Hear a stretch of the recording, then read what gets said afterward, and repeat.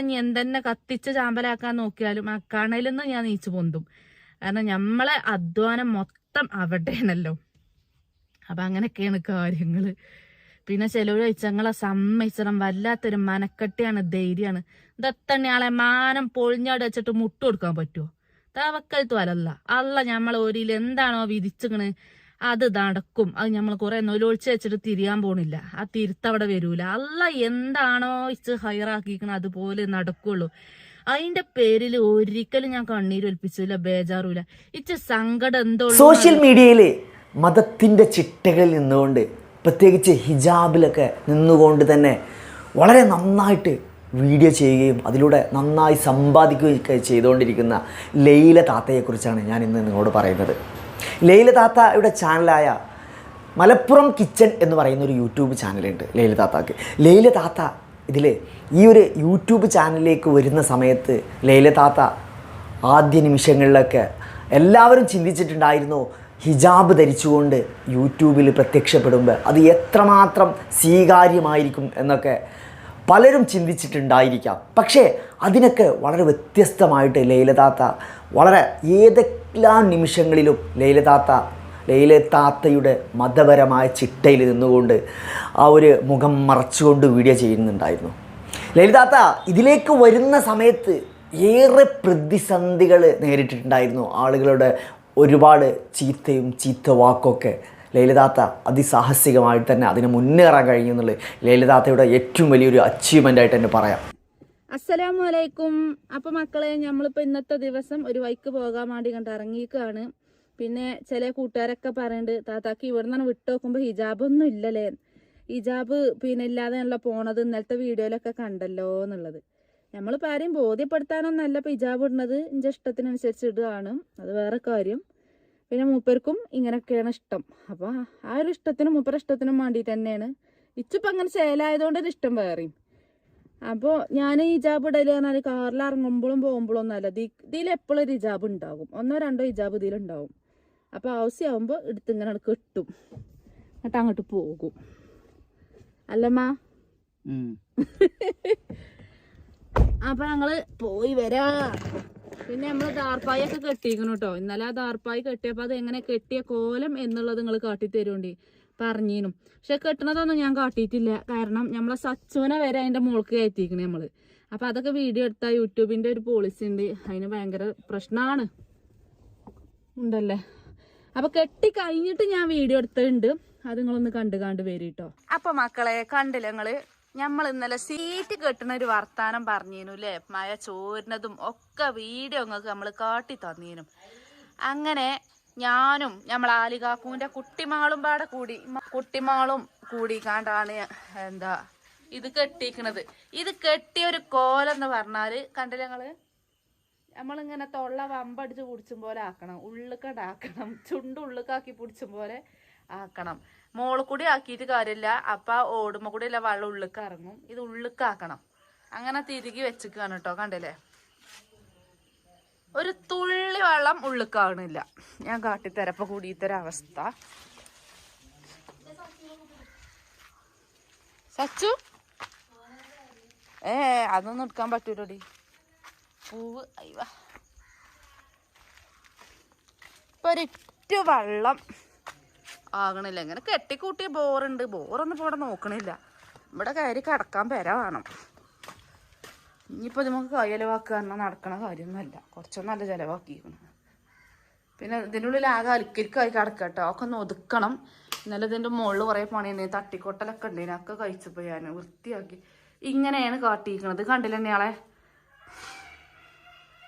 കണ്ടല്ലേ, ഉള്ളിക്ക് വലിച്ച് പിടിച്ചിരിക്കുകയാണ്. ലൈല താത്തയുടെ ഭർത്താവിനെ സംബന്ധിച്ചിടത്തോളം അദ്ദേഹം ഒരു ചെറിയ ജോലി ചെയ്യുന്ന, ഒരു കരിമ്പ് ജ്യൂസിൻ്റെ ഒരു ഷോപ്പിൽ ജോലി ചെയ്യുന്ന ഒരു മനുഷ്യനായിരുന്നു.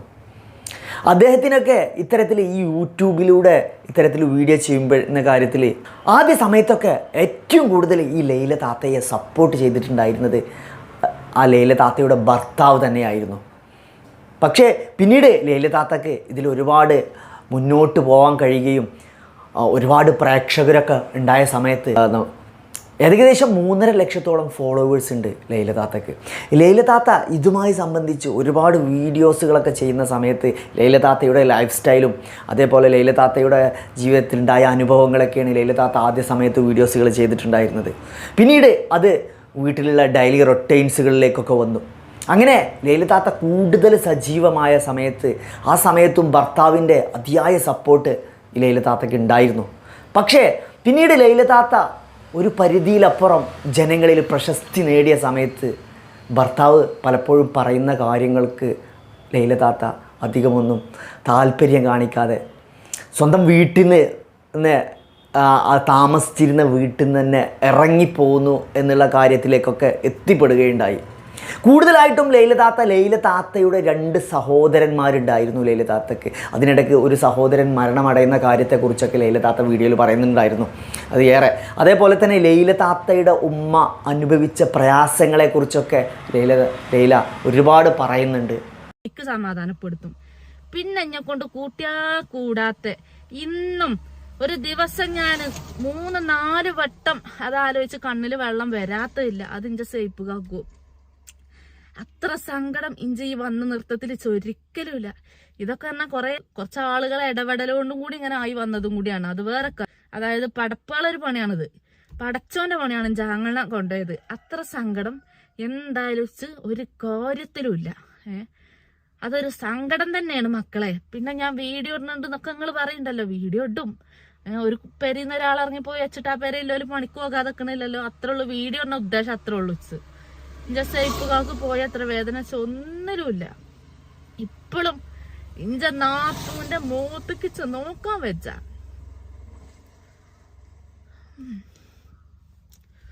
അത് ഇങ്ങനത്തെ ഒരു മരണമാകൊണ്ടാണ് വല്ലാത്തൊരു സങ്കടം. പിന്നെ ഇഞ്ചമ്മ എന്ന് പറഞ്ഞാല് ഒരിക്കലും ഒരു ജീവിതത്തിലെ സുഖം കണ്ടിട്ടില്ല. ഉമ്മാനെ പെറ്റീന്റെ 3-ാം ദിവസം വല്യമ്മ മരിച്ചിക്കണ്. അങ്ങനെ ഒരുപാട് ആളുകൾ പാല് കൊടുത്ത് വളർത്തിണ്ടാക്കിയ അമ്മയാണത്. ആ ഇമ്മക്ക് ആദ്യം 5 എണ്ണം മരിച്ചു. ഇപ്പോൾ വലിയതായിട്ട് 1 മരിച്ചു. ആ അമ്മാന്റെ സങ്കടം കാണാനും ഇപ്പൊ കജ്ജണില്ല. വേറെ എഞ്ച കാര്യം കൊണ്ട് ചെറിയ സങ്കടമില്ല. കാരണം എഞ്ചത് പറഞ്ഞു തീരാൻ പറ്റാത്ത ഒരു പ്രശ്നവുമില്ല. എന്തുകൊണ്ടെന്ന് വെച്ചാൽ ഉമ്മ ജനിച്ച് 3-ാം ദിവസം തന്നെ ഉമ്മ മരണപ്പെട്ടു. ആ ഉമ്മക്കുണ്ടായ വിഷമവും വേദനയൊക്കെ ഉമ്മക്കും അതേപോലെ സഹോദരങ്ങൾക്കൊക്കെ ഒരു നല്ല ജീവിതം, നല്ലൊരു അവരെ ജീവിത ചുറ്റുപാടൊക്കെ ലൈല താത്ത യൂട്യൂബിലൂടെ വരുമാനം ഉണ്ടാക്കിയതിൻ്റെ ശേഷമാണ് അവർക്ക് ഒരു ജീവിത നിലവാരമൊക്കെ നൽകാൻ കഴിഞ്ഞു. കൂടുതലായിട്ട് അവരിലായിരുന്നു കൂടുതലായിട്ടും ലൈല താത്ത സപ്പോർട്ട് ഉണ്ടായിരുന്നത്. ലൈല താത്തക്ക് 2-3 മക്കളൊക്കെ ഉണ്ട്. അങ്ങനെ പെട്ടെന്ന് ലൈല താത്ത ഹസ്ബൻഡിനോടുള്ള പിണക്കത്തിൻ്റെ പേരിലും ആ ഒരു സമയത്ത് ഇത്രയൊക്കെ സപ്പോർട്ട് ഉണ്ടായിരുന്ന ലൈല താത്ത ഹസ്ബൻഡിനെ മറന്നുകൊണ്ട് വീട്ടിൽ നിന്ന് പോരുകയാണ്. പലപ്പോഴും ലൈല താത്ത ഫസ്റ്റ് സമയങ്ങളിൽ എടുത്ത നിലപാടുകളായിരുന്നില്ല ഈ വീഡിയോസുകളൊന്നും പിന്നീട് ലൈല താത്തയിൽ കണ്ടത്. കാരണം ഇത്രയൊക്കെ ഹിജാബ് ധരിച്ച് ഒരുപാട് വളരെ നന്നായിട്ട് ജനങ്ങളിൽ മുന്നിൽ പ്രത്യക്ഷപ്പെട്ട് നല്ല നല്ല നിലപാടുകളിലൊക്കെ ഏതൊക്കെ സാഹചര്യങ്ങളിൽ എങ്ങനെ നിലനിൽക്കണം എന്നൊക്കെ ലൈല താത്ത ഓഡിയൻസിന് ഒരുപാട് പ്രേക്ഷകർക്ക് മോട്ടിവേഷൻ നൽകിയിരുന്ന ലൈല താത്ത പിന്നീട് അതിനൊക്കെ വ്യത്യസ്തമായിട്ട് ലൈല താത്തയുടെ സ്വന്തം വീട്ടിൽ തന്നെ വന്ന് താമസിക്കുകയാണ്.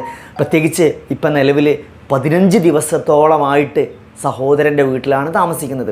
മാത്രമല്ല ഇവർക്കൊക്കെ ഒരുപാട് സപ്പോർട്ടും ചെയ്തിട്ടുണ്ടായിരുന്നു ലൈല താത്ത. അതിനിടയ്ക്ക് ലൈല താത്ത ഒരു കാർ എടുക്കുന്നുണ്ട്, ഒരുപാട് സമ്പാദിക്കുന്നുണ്ട്.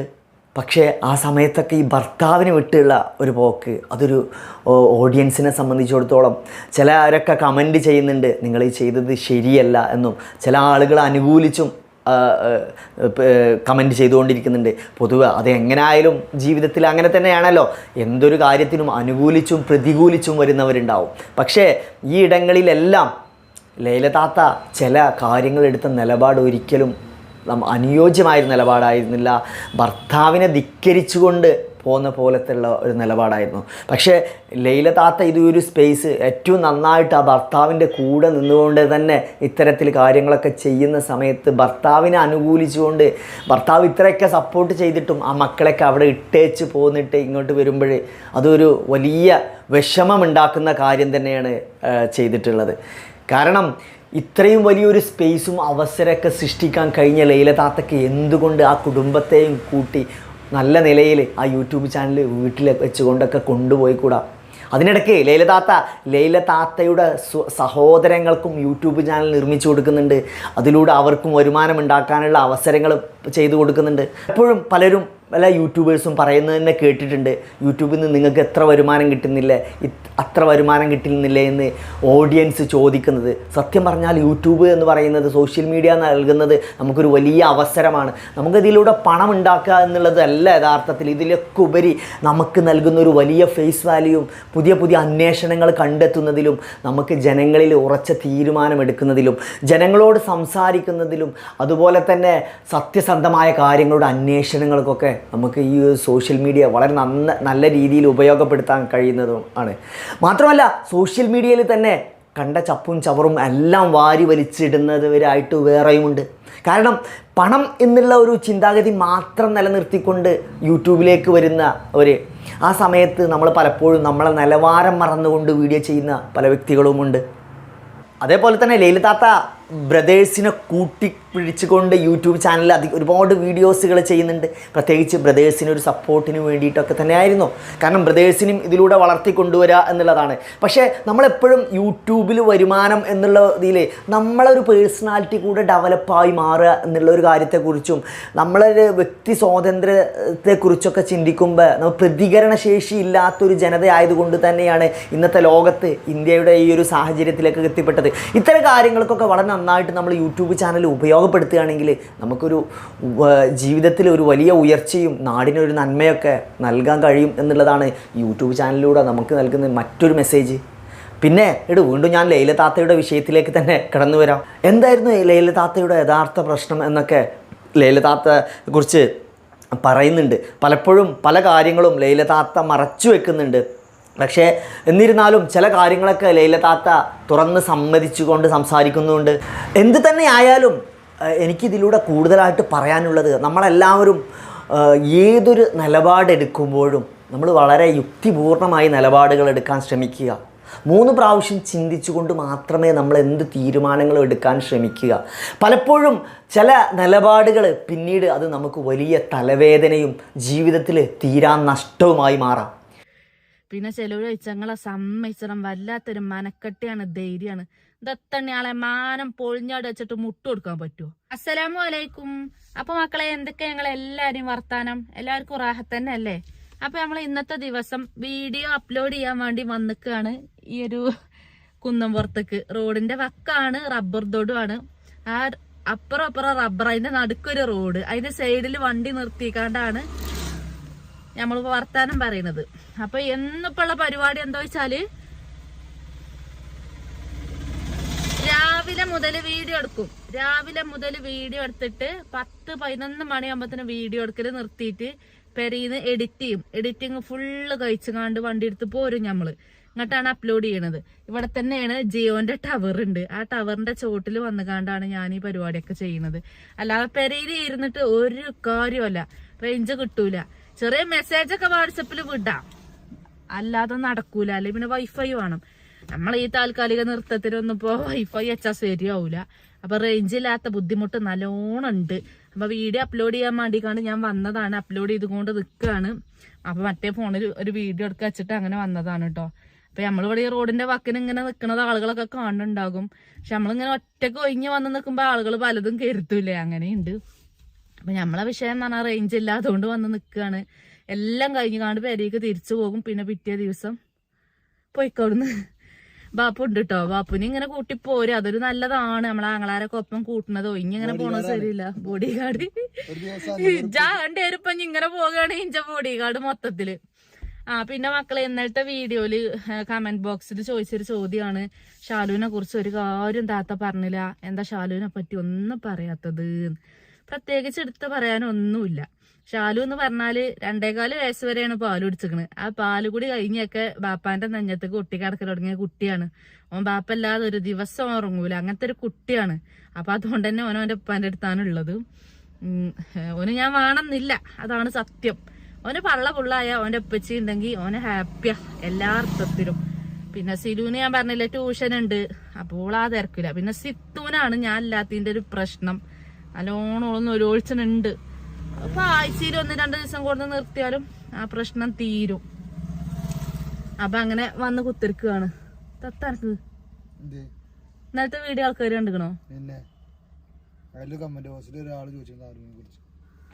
സാരുവിനെ കുറിച്ചല്ലേ.